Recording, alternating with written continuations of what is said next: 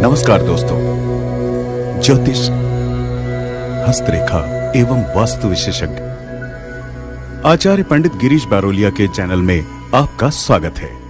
कृपया हमें अपना स्नेह व सहयोग प्रदान करें। हमारे चैनल को सब्सक्राइब करें और बेल आइकॉन को प्रेस करें। साथ ही अपने आत्मीयजनों के साथ इसे अधिक से अधिक शेयर करें। आपका जीवन मंगलमय हो। लाइक करें, शेयर करें।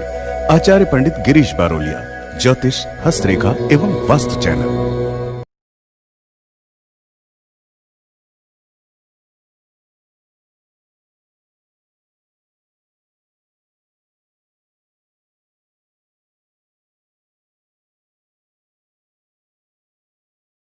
राधे राधे, जय श्री कृष्णा। नमस्कार, मैं आचार्य पंडित गिरीश बारोलिया। गायत्री महामंत्र। ओम भूर्भुवः स्वः तत्सवितुर्वरेण्यं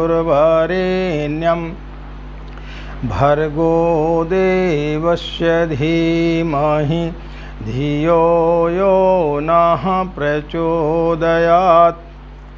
अखण्डमण्डलाकारं व्याप्तं येन चराचरं तत्पदं दर्शितं येन तस्मै श्रीगुरवे नमः। तस्मै श्रीगुरवे नमः। मित्रों, नवरात्रि के संदर्भ में बहुत सारे हमने साधना के संबंधित वीडियो डाले हुए हैं, जिसमें लघु अनुष्ठान आपको कैसे करना है। यदि आपके पास में ज़्यादा समय नहीं है तो आप गायत्री मंत्र लेखन कर सकते हैं, और भी यदि आपके पास समय नहीं है तो आप गायत्री चालीसा का आप पाठ कर सकते हैं, और भी आपके पास समय नहीं है तो आप मानसिक जाप कर सकते हैं। तो कई प्रकार की साधनाएं के बारे में हमने बताया कि आप इसका लाभ ले सकते हैं। आज हम आपके लिए एक 9 दिन की आत्मबोध और तत्वबोध की एक साधना बताने के लिए जा रहे हैं, जिसे यदि आपने इन 9 दिनों में उसे कर लिया तो आपके जीवन में आमूलचूल परिवर्तन आ जाएगा। आपको करना क्या है? 2 समय भगवान का स्मरण करने के लिए माना जाता है कि यानी 2 समय संध्या वंदन की जाती है। एक तो प्रातःकाल जब सूर्य उदय होता है, और एक सायंकाल जब सूर्य अस्त होता है। लेकिन कई लोगों का ऐसा विचार रहता है, ऐसे उनकी हमारे पास में फ़ोन कॉल्स आते हैं, व्हाट्सएप पर मैसेज आते हैं कि आचार्य जी हमारे पास में समय की कमी है। जिन लोगों के पास में समय का अभाव है, जो लोग सुबह सुबह जल्दी नौकरी पर चले जाते हैं, रात्रि में देर से आते हैं, जो व्यवसाय करते हैं, उन्हें समय नहीं मिल पाता है। ऐसी स्थिति में हम इस समय का कैसे सदुपयोग कर सकें। इसको आप नवरात्रि में भी कर सकते हैं और अन्य समय पर भी आप इसका सदुपयोग कर सकते हैं। 9 दिन आप इसको करके देखें। इसमें कोई भी व्यक्ति ये नहीं बोल सकता कि मेरे पास में समय नहीं रहता है। रात्रि में जब सोते हैं तो फिर आपके पास में समय होता है, और जब आप सुबह प्रातःकाल जब आप उठते हैं तो उस समय भी आपके पास में समय होता है। इसमें किसी भी प्रकार का कोई भी बंधन नहीं है कि आपको स्नान करना है कि नहीं करना। आपको बिस्तर पर लेटे लेटे ही इस साधना को करना है, जिसे बोलते हैं आत्मबोध और तत्वबोध की साधना। रात्रि में सोते समय आपको बिस्तर पर लेटे लेटे दिन भर के कार्यों का आपको अवलोकन करना है, आकलन करना है कि आपने दिन भर में क्या किया, और जो कुछ भी आपने गलतियां की हैं उनमें सुधार करने का आप संकल्प लेकर के सुनें कि यदि परमात्मा ने मुझे कल का दिन दिया तो मैं इन सब चीज़ों को सुधारने का प्रयत्न करूँगा। यानी जब हम रात्रि में सोते हैं तो व्यक्ति मृत हो जाता है। हमें यह मान के चलना चाहिए कि अब हमारे पास में समय नहीं है, तो भगवान से क्षमा याचना करके सो जाना चाहिए कि जो कुछ भी हमने गलतियां की हैं उन्हें आप क्षमा करें। प्रातः काल जब आप उठते हैं तो बिस्तर पर लेटे लेटे ही, आप कहीं पर भी आप सफ़र कर रहे हैं, किसी दूसरे के घर मेहमानी में गए हुए हैं, कहीं पर भी आप हैं, बिस्तर पर लेटे लेटे आपको यह साधना करना है।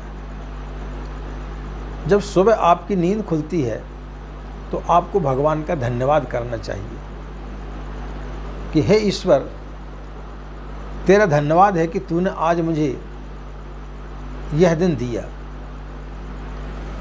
और ये मान के चलें कि सिर्फ एक दिन आपके पास में है। जितने भी प्राणी संसार में हैं उनमें सबसे सर्वश्रेष्ठ मनुष्य माना गया है। मनुष्य के पास में बहुत सारी क्षमता है। वो सोच सकता है, वो क्रोध कर सकता है, उसके अंदर लालच आ सकती है, यानी व्यक्ति के अंदर कई प्रकार की उपलब्धियां ईश्वर ने लेकर के भेजी हैं। तो उनका चिंतन करें कि आपके लिए ईश्वर ने किस हेतु यह शरीर दिया है और आप क्या कर रहे हैं। एक शहर में एक बहुत बड़ा धनाढ्य व्यक्ति था। उसे पता चला कि कोई साधु महात्मा बहुत पहुंचे हुए आए हैं इस शहर में। वो उनसे मिलने के लिए गया तो उन्होंने उसको देखते साथ बोला कि भाई तुम्हारी 1 माह के बाद मृत्यु हो जाएगी। अब वो सेठ इतना कंजूस था कि पता नहीं कितने लोगों की उसने ज़मीनें हड़प ली थी, कितने लोगों का, किसी ने 100 रुपये लिया तो एक 0 बढ़ा देता था। ऐसे उसने छल कपट करके पता नहीं कितनी प्रॉपर्टी इकट्ठी कर ली थी। लेकिन जैसे उसको पता चला कि मेरे पास में सिर्फ 1 माह का समय है, उसने सारे लोगों को बुलाया और सबसे माफ़ी मांगी कि भाई तुम्हारा 1000 रुपये निकलता है, 10,000 नहीं है, मैंने गलती से इसमें 0 बढ़ा दिया था। किसी का माफ़ कर दिया, किसी का पैसा लौटा दिया, जिसकी ज़मीन हड़पी थी उसको लौटा दी। और उसने इतना दान पुण्य किया जिसकी कोई सीमा नहीं है। 1 माह के पश्चात जब उसकी मृत्यु आने वाली थी, उसके 1 दिन पूर्व वो आया। वो व्यक्ति पूरा तरीके से बदल चुका था। तब वो संत के पास में आया तो संत ने बोला कि तुम्हारी कोई मृत्यु नहीं होने वाली है, यह सिर्फ मैंने तुम्हें बताया कि यदि तुम ये मान के चलोगे कि हमारे पास में समय सिर्फ आज का है तो फिर आप कोई गलत काम नहीं कर सकते।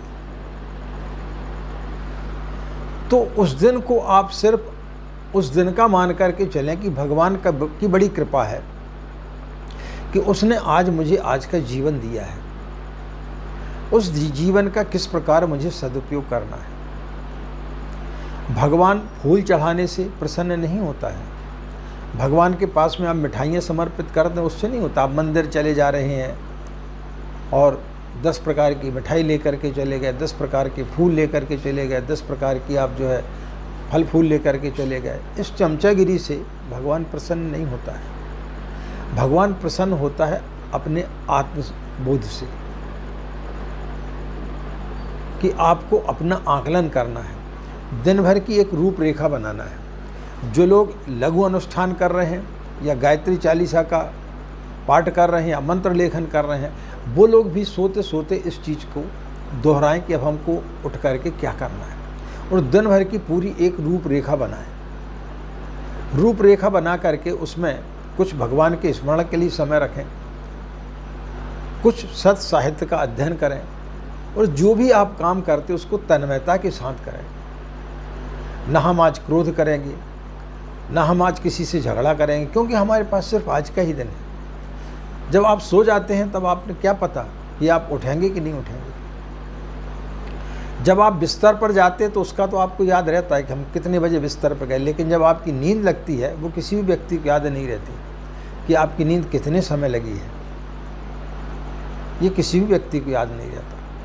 तो मृत्यु जब आती है वो किसी को याद नहीं रहती कि कब मृत्यु आने वाली। तो उस क्षण को आप मृत्यु का क्षण समझ करके चलें, और जब आप प्रातः उठते हैं तो उसे भगवान को धन्यवाद दें कि तूने 1 दिन का समय हमें दिया है, इस समय का हम सही तरीके से सदुपयोग करेंगे। तो जिस दिन आप उस समय का अच्छे तरीके से सदुपयोग करेंगे तो आपको बड़ा आनंद आएगा। फिर जब दूसरे दिन आप उठेंगे तो फिर दूसरे दिन को भी आप सिर्फ 1 दिन का समय मान करके चलें। इस क्रिया को आप 9 दिन तक दोहराएं। तो 9वें दिन आप देखेंगे कि आप कोई अलग ही व्यक्ति हो गए हैं। आप में एक विशेष रूप का परिवर्तन आ गया है। आप 9 दिन पहले वाले व्यक्ति नहीं रहे। 9 दिन पहले आप प्रमोद थे, विनोद थे, सुबोध थे, जो भी आपका नाम था, नाम तो वही रहेगा, लेकिन आपकी हर चीज़ में परिवर्तन आ जाएगा। आपकी सोचने में परिवर्तन आ जाएगा, आपके उठने बैठने में परिवर्तन आ जाएगा, आपकी लोगों से बातचीत करने में परिवर्तन आ जाएगा। तो जो आप चिंतन करेंगे दिन भर का, सोते सोते, जब प्रातः आप सो करके उठते हैं उस समय जो चिंतन करेंगे और दिन भर की जो आप रूपरेखा बनाएंगे, वह रूपरेखा आपको इतना बदल देगी जिसकी आपने कभी कल्पना नहीं की होगी। उसके पश्चात आप साधना करें, जो भी पूजा पाठ आपको करना वो करें, दिन भर की एक रूपरेखा बना लें कि हमें यह काम करना है। तो व्यक्ति फिर जीवन में कभी भी कोई भी गलत कार्य नहीं कर सकता है, ना ही वो कभी विषाद में रह सकता है, ना उसके अंदर किसी प्रकार का कोई टेंशन हो सकता है, उसके अंदर कभी नकारात्मक विचार फिर आ ही नहीं सकते। तो मित्रों, ये 9 दिन इस क्रिया को करके देखें। और भी हमने कई साधना बताई, इस साधना को भी आप करके देखें। आत्मबोध और तत्वबोध की साधना, रात्रि में मृत्यु, सुबह आपका जीवन, तो उस जीवन को सिर्फ 1 दिन का मान करके चलें। तो इस प्रकार से यदि आप 9 दिन तक इस क्रिया को दोहराते हैं तो निश्चित रूप से आपके जीवन में कई प्रकार के आमूलचूल परिवर्तन आएंगे जिसकी आपने कभी कल्पना नहीं की होगी। जिनके पास समय नहीं है वो ज़रूर इस साधना को करें, और जो लोग लघु अनुष्ठान कर रहे हैं वो उठते समय इस प्रकार का ध्यान करके, आत्मबोध तत्वबोध की साधना करके सोते समय और उठते समय, उसके पश्चात फिर स्नान आदि करने के बाद में पूजा पाठ करने बैठे, तो निश्चित रूप से आपके लिए कई गुना लाभ मिलेगा। तो मित्रों, इन्हीं कामनाओं के साथ में कि आपका दिन मंगलमय हो, आप लोग खुश रहें, मस्त रहें, माँ गायत्री की असीम कृपा इसी प्रकार आप लोगों के ऊपर बनी रहे। और हमें आशा है कि आप जो हम नवरात्रि के संबंध में वीडियो डाल रहे हैं, आप निश्चित रूप से उनका लाभ उठा रहे होंगे। और यदि आपको वीडियो पसंद आते हैं तो ज़्यादा से ज़्यादा अपने इष्ट मित्रों को ज़रूर शेयर करें, ताकि वो भी इस चीज़ का लाभ नवरात्रि में लेने से वंचित ना रह सकें। इन्हीं कामनाओं के साथ में हमें आज्ञा दें। नमस्कार। ओम शांति।